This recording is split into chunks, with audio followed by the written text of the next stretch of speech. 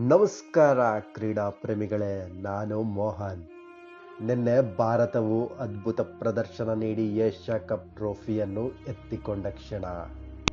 ದೇಶಾದ್ಯಂತ ಹರ್ಷೋದ್ಗಾರಗಳು ಮೂಡಿದವು. ಕ್ರೀಡಾಂಗಣವು ಚಪ್ಪಾಳೆ, ಘೋಷಣೆ ಮತ್ತು ಪಟಾಕಿಗಳ ಕಿರಣಗಳಿಂದ ಕಂಗೊಳಿಸಿತು.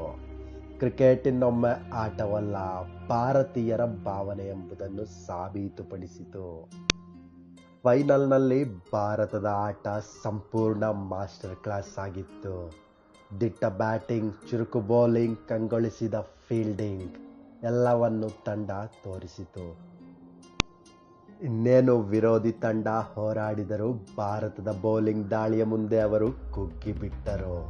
ವಿಕೆಟ್ ಬೀಳುತ್ತಿದ್ದಂತೆ, ಬೌಂಡರಿ ಹೊಡೆಯುತ್ತಿದ್ದಂತೆ ಪ್ರೇಕ್ಷಕರ ಸಂಭ್ರಮವು ಹೆಚ್ಚುತ್ತಲೇ ಹೋಯಿತು. ಕೊನೆಯ ಗೆಲುವಿನ ರನ್ ಬಂದ ಕ್ಷಣ ಕ್ರೀಡಾಂಗಣದಲ್ಲಿಯೂ ಮನೆಯಲ್ಲಿಯೂ ಬೀದಿಗಳಲ್ಲಿಯೂ ಅಭಿಮಾನಿಗಳು ಸಂತೋಷದ ನೃತ್ಯದಲ್ಲಿ ತೇಲಿಬಿಟ್ಟರು.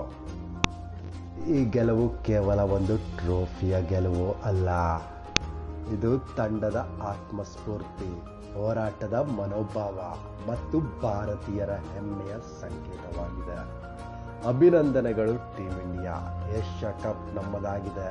ಸಂಭ್ರಮ ಒಂದು ದಿನ ಇರಬಹುದು, ಆದರೆ ಗೆಲುವಿನ ನೆನಪು ಸದಾ ಕಾಲ ನಮ್ಮ ಹೃದಯದಲ್ಲಿಯೇ ಉಳಿಯುತ್ತದೆ. ನಮಸ್ಕಾರ. ನಾನು ಮೋಹನ್.